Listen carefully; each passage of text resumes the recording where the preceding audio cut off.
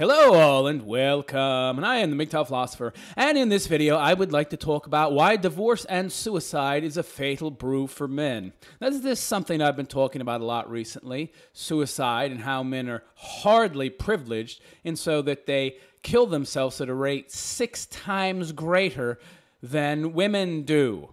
Boy, that's some privilege, huh? Yeah. We men are so privileged. Yeah, I could do without those privileges. In fact, you can keep those privileges. I don't want those privileges.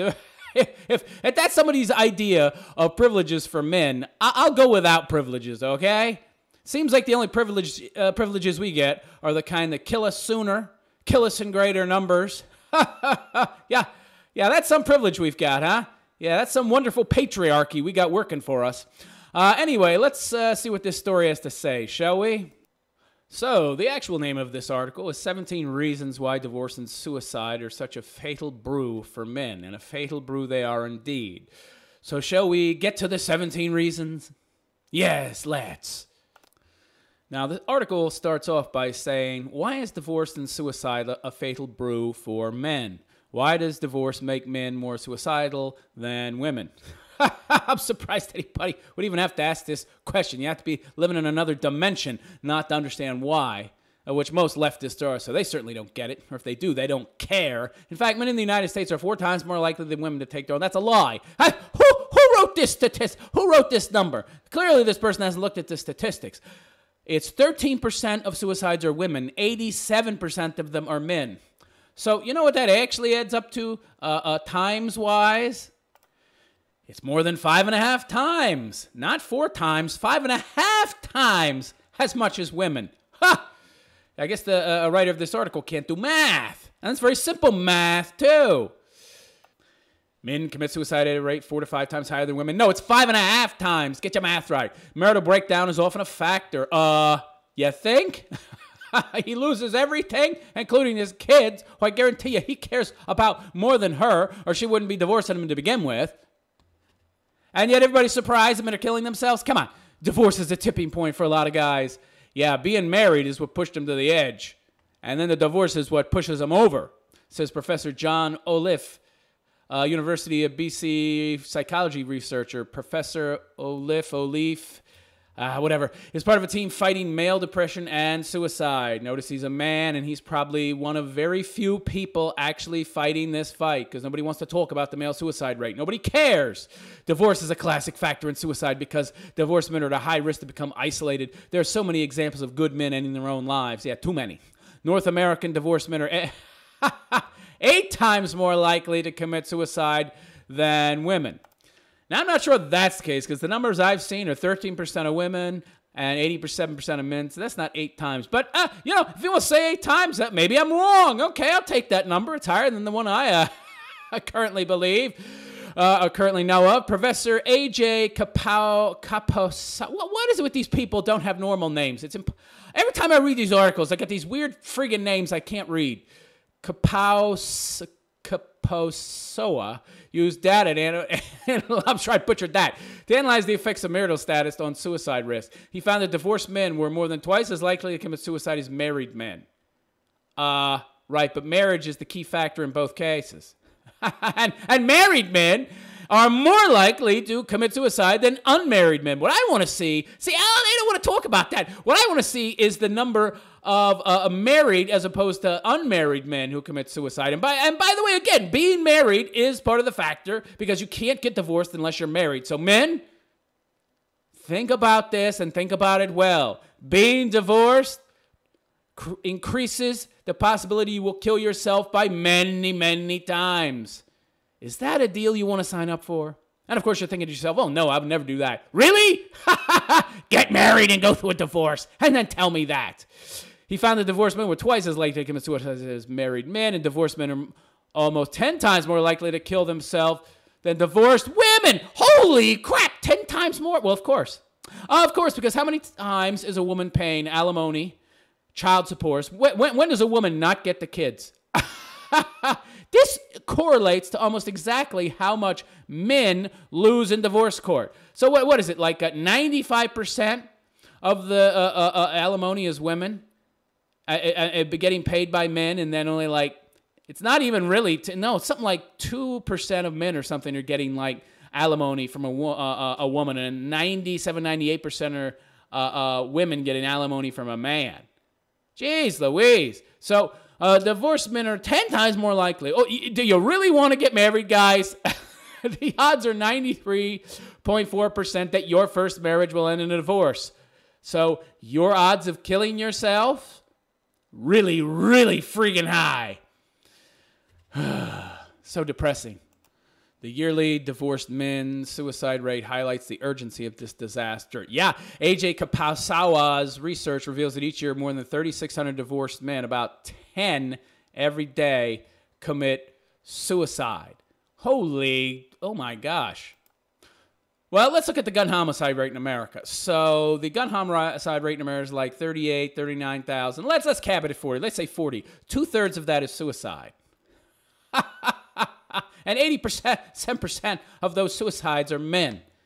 So how many of those? So the majority of those men, many of those men who killed themselves anyway, were divorced men. Okay? Holy Lord. Lord, I'm not surprised though, but really, that's a lot. 3,600. Wow. These numbers are just staggering, and nobody talks about this stuff. Nobody cares. Divorce should mean the end of a marriage, not the end of life. No, it should. That's ideally, okay? That's what divorce means. Divorce means the end of life. Should. What does should mean? You know, should is candy rainbows, gumdrop rainbows, and money growing on trees and stuff like that. That's not reality, okay? Divorce means death of men. Get it? If divorce spells the end of life for so many men, there's clearly something very wrong with the current divorce process, or there's something very wrong with marriage, because they're getting married, they're getting divorced in such large numbers. Why isn't he asking that question? The writer of this is probably a tradcon guy, and he sees the divorce process as the problem, not marriage itself as a problem, you idiot. Is there any reason a man should marry? Yeah, no, it should stop right there. There should be like a... That should be it. That should be the whole story. Is there any reason a man should marry? This right here. End the story with this sentence right here. That's all you need. Is there any reason a man should marry? No, there isn't. Knowing that we have clear data that divorce means certain death for so many men. Yeah, very good point. And for every divorced man that commits suicide, there are children left in ruins. And for every divorced guy that is... essentially commit suicide, there's 100 others, 50 others, whatever, who are miserable and living in shoeboxes and are nearly destitute, working for their ex-wife, whose vagina they no longer have access to. First, the children are left to deal with the trauma of their parents' divorce. Second, they have to deal with the permanent loss of their father. Well, she don't care. The only thing that she's upset about is that she lost her meal check. Not to mention the families of the divorced men who prefer to kill themselves than live. The high rate of suicide among divorced men is an indictment of the flawed legal divorce process. No, it's an indictment of marriage and the flawed divorce process. They're both indictable, pal. No divorce should end in death, only an amicable... He keeps using this word should. What do you mean should? In reality, the word should really doesn't have much weight, okay? Should is your imagined idea of how things ought to be, not how they really are. Only an amicable, get out of here. What planet are you living on? He's living in the Bizarro universe, where everything up is down and left is right. We must condemn the legal divorce process, which result in the deaths of 3,600 men every year. Yeah, we should, but nobody will because it benefits women. Read AJ Kapasawa's research paper on the divorce suicide rate here, and you've got a link there. And I'll post a link to this article in the description of my video. Goes on to say, the wrong reasons assumed for divorce and suicide among men. Well, never assume, because when you do, you make an ass out of you and me. Well, you certainly make an ass out of yourself. Some say that men commit suicide after divorce because they do not want to pay child support. Yeah, I'm shooting myself in the head because I have extra money that I can give to my wife and kids, but I just want to take it with me instead, even though I can't take it with me. That doesn't make any sense. Whoever says that's a moron. Let's examine that assumption. Is that a believable reason? No, I don't know who came up with that. Somebody with a very low IQ, I think. For a man to do suicide, a man who has spent most of his waking hours supporting his family, no, it makes no sense. Will such a man decide to take his life now because he cannot bear the thought of providing for his kids? Yeah, that's retarded.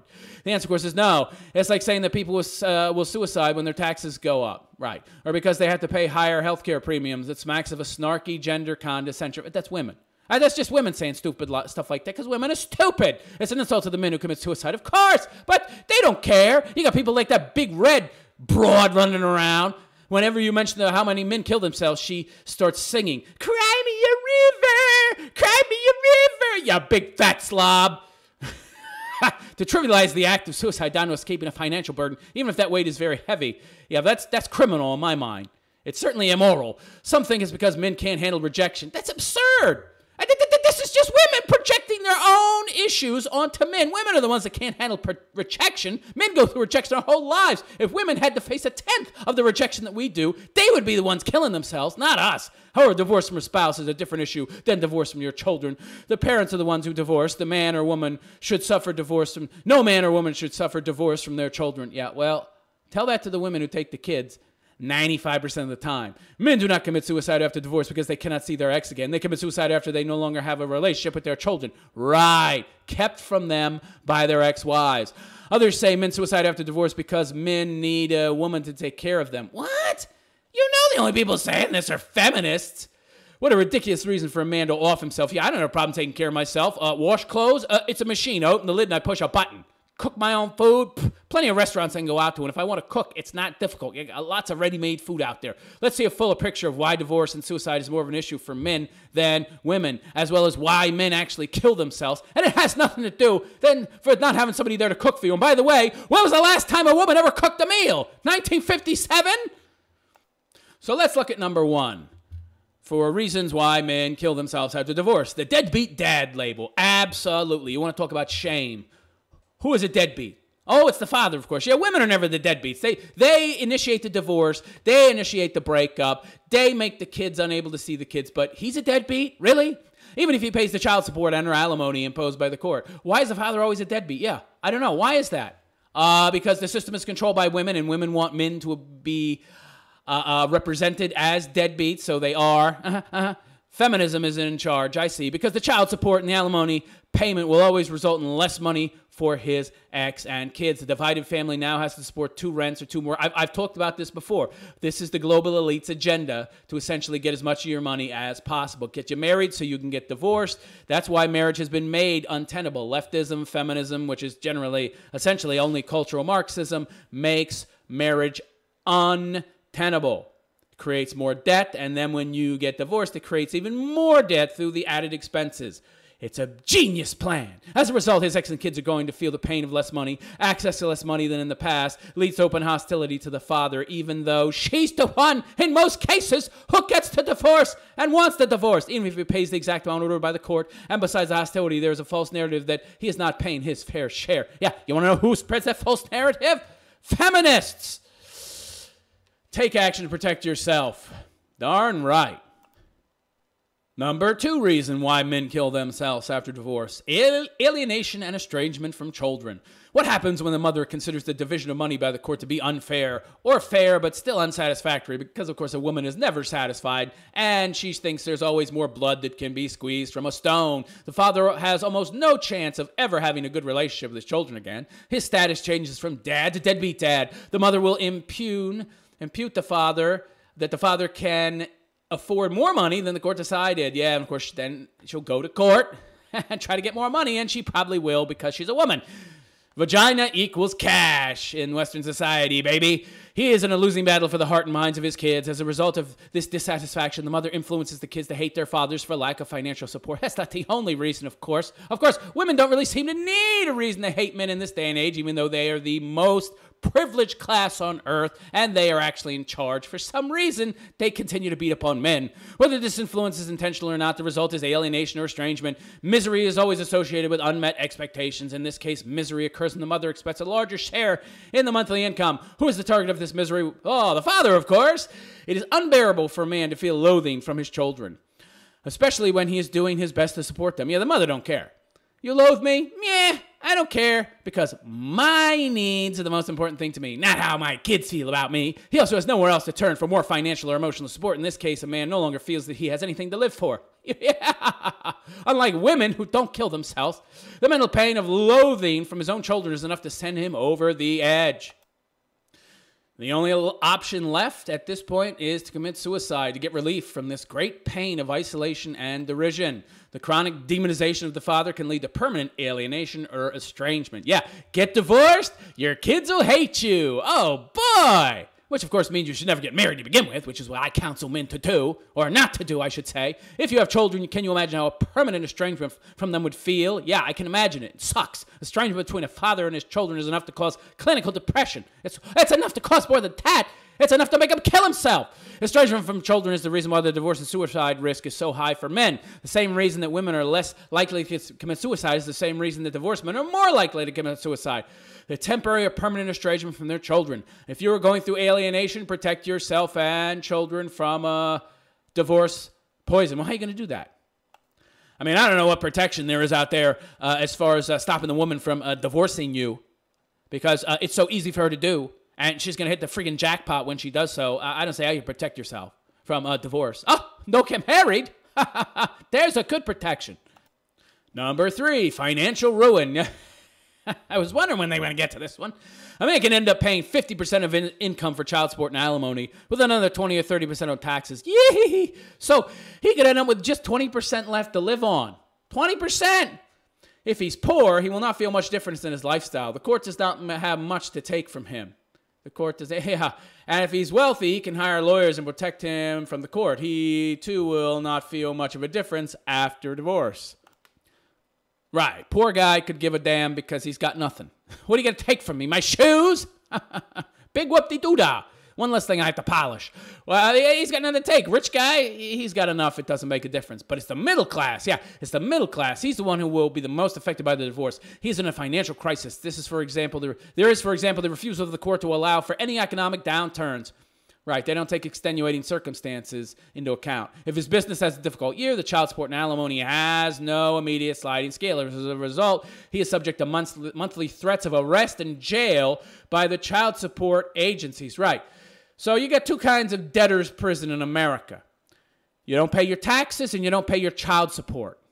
Forget about retirement and style. In the old days, he dreamed of himself relaxing on the beach or in a second home. Now, while sitting in his own in his one-room apartment at the shoebox I always talk about, he knows that one room might be as good as it gets. After 10, 20 or more years of working and saving, he now feels like he is back to square one, even worse than square one. Suicide seems like a better option than sitting and stewing for the rest of his life.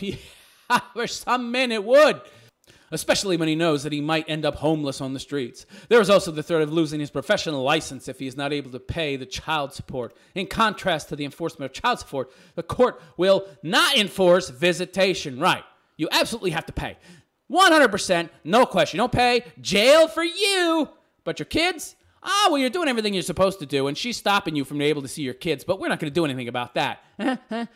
Interesting. I can already feel my blood pressure rising. Reason number 4 for why men kill themselves so much after divorce. Criminalization of a law-abiding citizen. Men report feelings as if the judge or opposing attorney in divorce court treat them like a criminal, while they slice up whatever income he makes at a job where he's treated like a human being. This creates cognitive dissonance and the mental stress of living in conflicting realities. At his job where the court wants him to remain successful to provide child support, he is not held in contempt. In fact, he might be held in high esteem with the title and responsibility. The court, on the other hand, treats him like a criminal. This ravaging of man's self-esteem is another reason why the risk of divorce and suicide is so high for men. Right. Men are proud creatures. We are noble creatures. To reduce us to nothing more than a piggy bank that pays out whenever you want to turn the little handle is demoralizing. Number 5, losing the entire structure of your family life and home. Yesterday, he had his wife and children around him. Today, he lives alone without his family, especially without his children. Before his divorce, he lived in a decent home and in a good neighborhood. In fact, he might have designed and built this dream home himself, but now he finds himself in a garage or an apartment or his friend's or mother's basement or living out of his car. And he will soon have to return the car because he can't afford to pay the lease or, of course, the car insurance. or the car payments, he realizes that he no longer has a home. On top of that, he no longer has the funds to pay for his new small living quarters, and yet his wife is living in the lap of luxury in their own home that he's still paying for, wherever they may be. This all contributes to a precipitous loss of self-esteem. You think? Number 6, being declared dangerous. Men are vulnerable to being treated as dangerous or depressed by the court or guardians of the court. It's a common tactic of the opposing lawyer to persuade the judge that the father is dangerous. Of course, the mother has everything to gain by painting him as some kind of evil abuser. I talked about this in my last video where I talked about how women are more evil than men. The actual title of the video is Women Are Superior to Men. Yeah, really. Yeah, they're superior in one way and one way only. Their capacity for evil. Fear is a great persuader. If the judge believes there is a credible threat, or credible fear that the father is dangerous, he's going to lose his relationship with his kids. And of course, he's always going to believe the woman. All it takes for the opposing side to accuse him of being dangerous. What does it take? It doesn't say. This isn't the best written article. The death of real journalism, unfortunately, has caused people who can't write to be writing. So all it takes is for the opposing side to accuse him of being dangerous. All right. Even if the accusation is false, it's difficult to prove it false. Yeah, right. You can't prove a negative. So what are you going to do? Because it is now he said, she said argument. Well, yeah.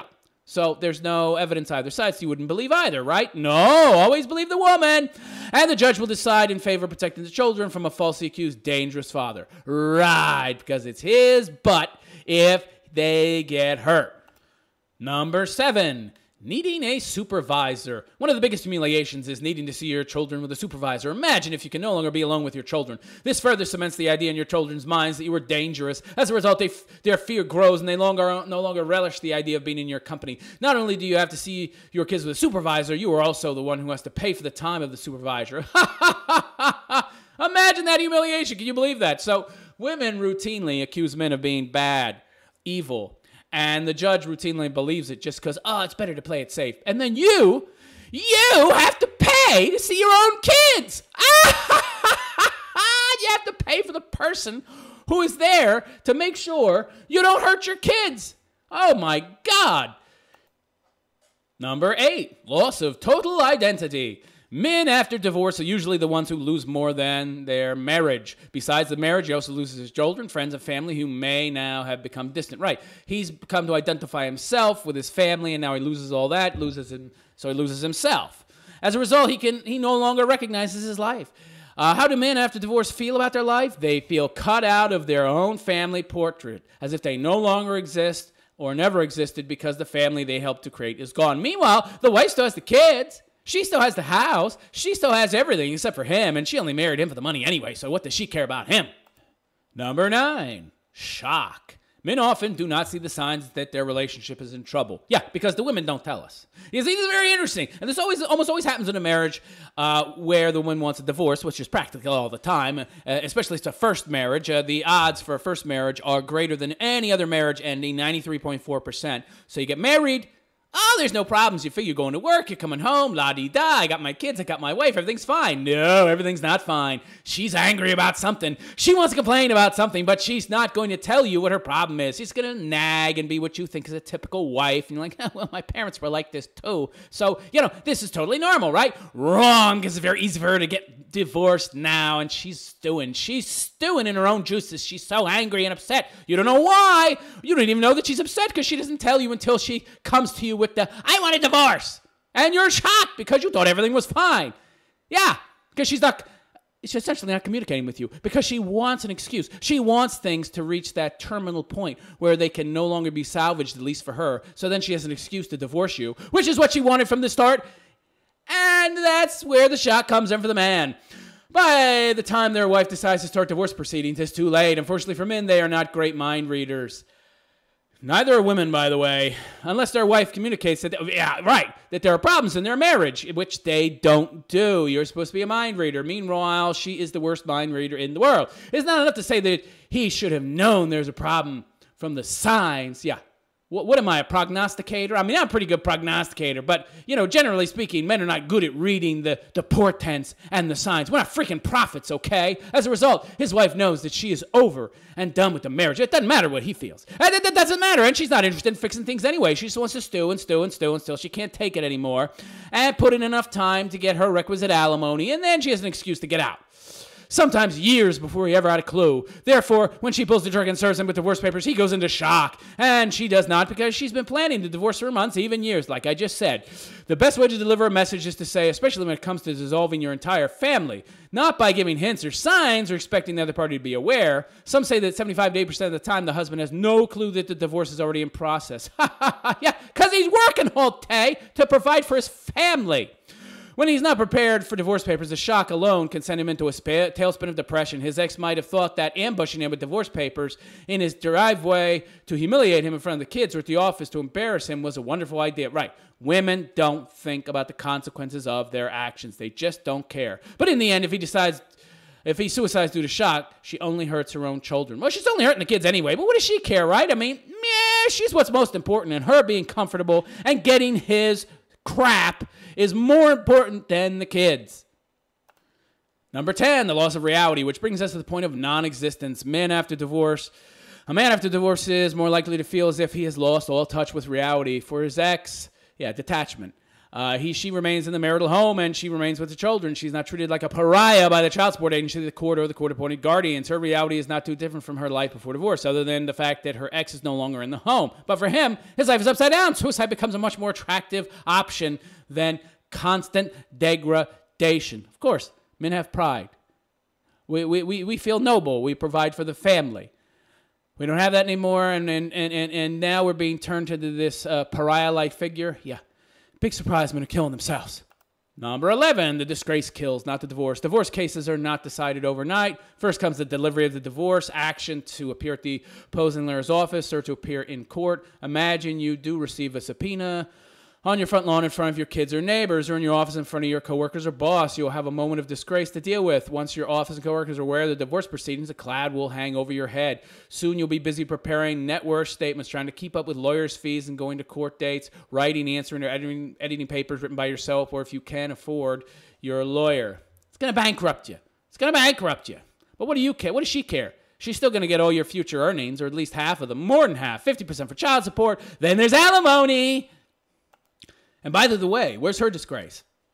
Oh, no disgrace for her. It's perfectly okay for a woman to get divorced, and she's not going to be feeling disgraced in any way. Oh, you poor thing. Poor you. Poor you. Meanwhile, oh, you horrible man, you. Oh, you should go and shoot yourself in the head. Oh, he already did? Great. Number 12, a catastrophic year or more. Yeah, divorces take a long time. You're talking a year or more, and they're rarely amicable.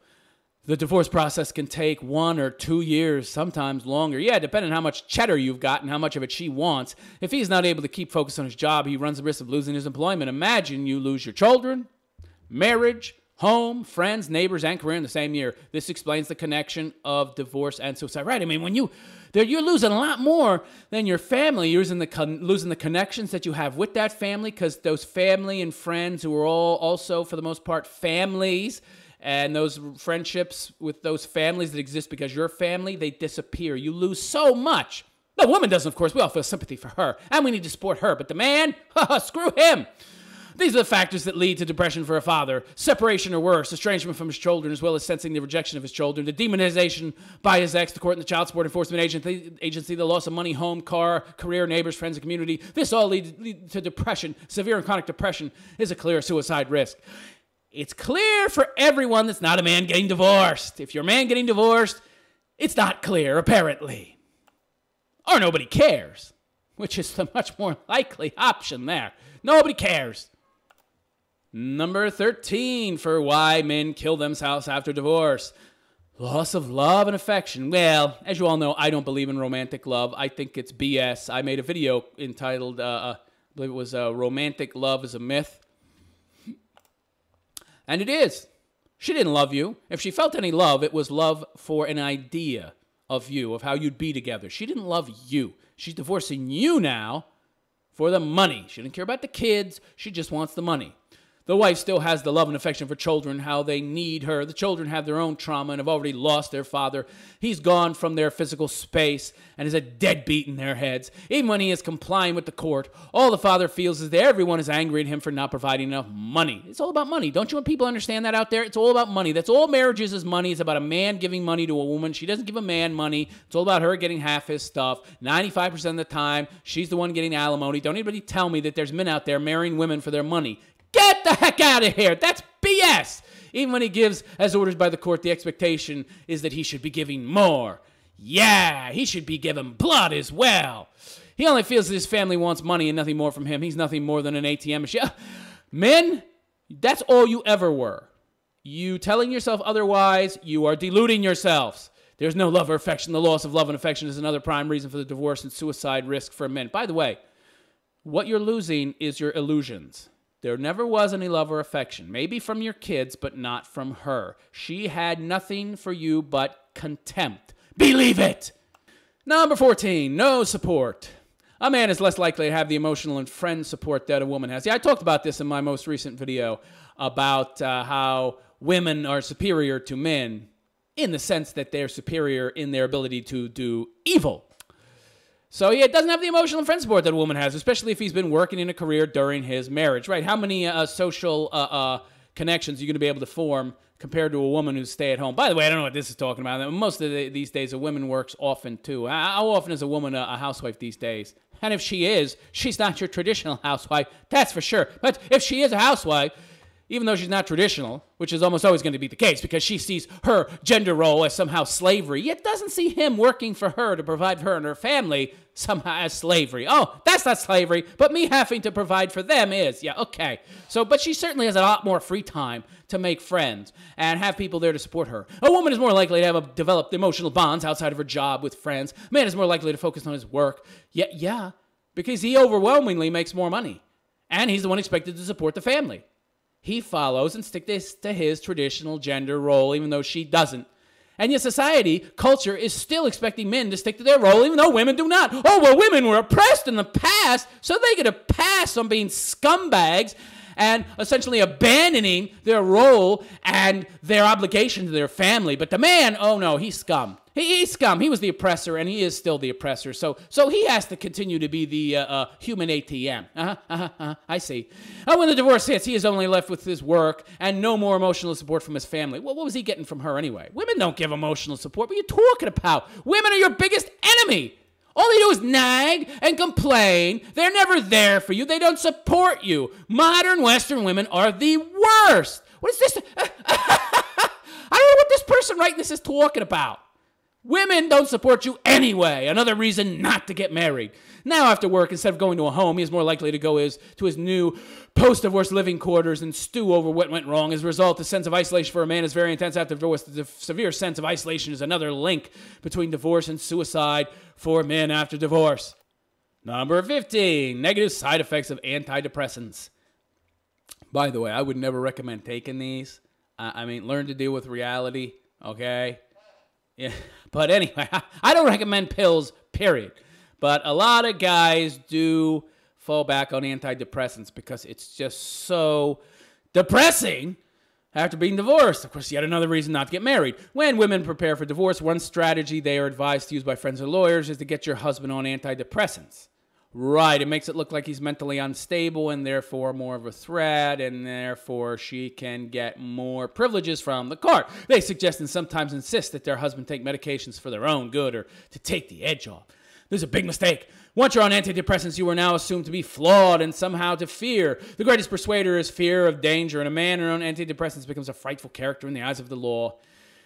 The law are morons. Judges are morons. Lawyers are morons. High-priced morons. Now that you're on meds, the judge assesses that you might be dangerous. Now the judge will rule to order visitation with a supervisor. This starts the ball rolling to estrangement from your children. Women push antidepressants to help them get an advantage in court and do not think about the catastrophic consequences for their husbands' or children's physical and mental health. Of course not.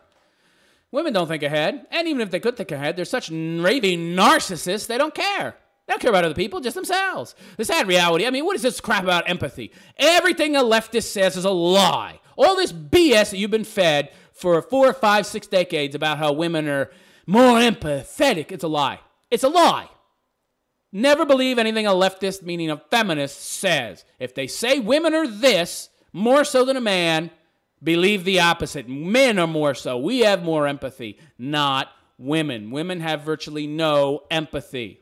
Sad reality is that the judge will see a devoted father as dangerous to his children. All the judge sees is that the dad is using antidepressants and now a danger to his children and himself. Well, that seemed like the same two sentences together. In fact, a lot of this article is kind of repetitive. But anyway, I'll continue. Once you are on antidepressants, you face a new danger to your mental and physical health. Antidepressants do have side effects that double the risk of suicide. So if you didn't already have it bad enough by being 10 times more likely to kill yourself after a divorce than a woman, and God knows how many more times you're more likely to kill yourself than a member of the general public that's not married, then you throw in antidepressants and all of that gets doubled. It seems like people want men to kill themselves. Interesting. Which is why most antidepressants come with warning labels that you could cause suicidal ideation or suicide. If he does not suicide, he still faces the onslaught of slowed movement and night sweats, along with other side effects like insomnia, loss of feeling in extremities, nightmares, and general malaise. Insomnia itself can cause mental health problems. Number 16. No future. Some men after divorce see no future. His wife, that's right, because unlike women, men actually invest themselves in their family, and they include that family in their future. Of course, women aren't very good at seeing the future at all, if they can even do that. So they don't have this attitude of no future, because they're too stupid. They can't imagine the future to begin with, let alone imagine it with kids and a family. And, oh, it'll be so nice. I have my grandkids and my wife and my family with me. And then you lose all that. Some men after divorce see no future. His wife still has a life and family, the children and her friends. He sees a life of struggling to pay bills, avoiding jail, and with no emotional feedback or support. And worse, no relationship with his kids. What's the point of living? He sees no path to living a good life. The mental pain of knowing that he has no path to a good life leads to a man thinking that the best course of action is to end his life now. Why? Because he feels that the key aspects of his life, which gave his life meaning, are over. So since it's already over, he might as well end it. Yeah, this is one area of depression and suicide where essentially a man's own strengths are, in essence, a weakness. His ability to predict, to foresee the future, to plan. In this sense, this is his enemy. He's not only losing everything he has now, he's losing the entire future he has imagined. And that's a big kick in the head. That's something women don't do or can't do. Can't do, really. So it's something that they don't suffer from, generally speaking. Not only the loss of this life, but the life that they have planned and foreseen in their future. Jeez. No wonder men kill themselves so much after divorce. Just be a warning to you guys, don't get married. And finally, number 17, from dad to visitor status. This whole article is kind of repetitive, really. How do you create your life after 10, 20, or 30 years of marriage dissolves? The wife's life is much the same. The father's is in upheaval. The losses of marriage, children, income, home stability, and pride. They all happen in a short amount of time. This causes enough shock and humiliation to the father to contemplate suicide. She is still the mother, and the father becomes a visitor. No one like, of course, I should add that if you're talking 30 years, the kids are grown and have their own kids by now in most cases. So I think the only one of those that applies is the after 10-year one, or maybe 20, and your kids might be teenagers. But after 30 years, yeah, your kids are probably going to be grown. How many people are waiting until they've been married 10, 15 years to have kids anyway? So anyway, to continue, this causes enough shock and humiliation to the father to contemplate suicide. She is still the mother, and the father becomes a visitor. No one likes to lose their status. The demotion from father to visitor is a catastrophic humiliation. Why men do not want to marry? Well, there you go. That's why. Here is where the go solo movement has picked up steam. Yeah, it's called MGTOW. Adopt it. Go your own way. Single men see the catastrophe that divorced men experience. Right. Why would they want to marry and risk the same? They wouldn't if they're smart. You cannot blame a young man today if he swears off marriage and children. You're darn right you can't, especially the children of divorce. Considering the state of divorce court in the country and the real bias of the court system, and even more, especially the children of a divorced father who did commit suicide, they see a clear picture of what happens to a man after marriage. You darn tootin' they do, and if they don't, they're fools children, and divorce. And it is not a pretty picture. The long-term consequences of divorce go beyond family disunity and estrangement. If a father after divorce ended up in depression, job loss, and or suicide, do you think his kids would want to marry? Well, if they're women, they would. If they're girls, they would want to, because they have no morality anyway. They don't care. My husband will kill himself, but I'll be rich. I'll have his house and his car and his kids and everything. And I have the state to take care of me. Right, if it's girls, they should have been more clear and specific by saying, if you're a boy child, you're not going to want to get married. If you're a woman, why would you not want to get married? It's a great deal if you're a woman. Bad deal if you're a man. Goes on to finish. The chances are that his children do not want to take such a risk, especially his sons. Yeah, you should. No, not especially his sons, only his sons. Women have nothing to lose. Women will not lose anything. And there are no women out there saying, if I get married and it doesn't work out, my husband might kill himself. I would feel really bad about that, so I'm not going to get married. Oh, what women are doing that? No women. These people have no conscience. They don't care about men. What are you talking about? Especially sons. Only sons. And by the way, sons, men out there, my surrogate sons, you young guys out there who are listening to me, I'm your daddy today, and I'm telling you, don't get married. Your odds of killing yourself are 20, 30 times greater if you get married and then divorced. Holy crap. Why would you do that? And the odds of you getting divorced are 93.4%. Oh, but I could get married again and maybe it'll work out. You fools! And that'll fail too. Oh, well, maybe I get married again and I'll know more about what I want, and so the odds are it's more likely to last. Yeah. Okay, yeah. So who cares? Actually, the odds are not likely it will last. And people don't learn their lesson. People get married 3, 4, 5 times. Are you kidding me? The problem is not you. The problem is with marriage and the courts and the culture in general. Do not get married. Stay single, men. I implore you, or you will die. You will die. Do you want to die? Do you want to die? Do you want to be sleeping 6 feet under when you're 35, 40 years old and you have your whole life ahead of you still? And you leave these wailing kids behind who miss their daddy? Do you want to do that? No? Well, then don't have kids. Don't get married. Yeah, there's some sacrifice involved, but you'll be much happier and you'll be alive. You will be alive and not this depressed guy whose wife is trying to feed him antidepressants so she can make him look bad in court and she can get more goodies from you. I am the MGTOW philosopher. Please like, subscribe, and donate to my Patreon if you could. I wish you all a good day. Take care.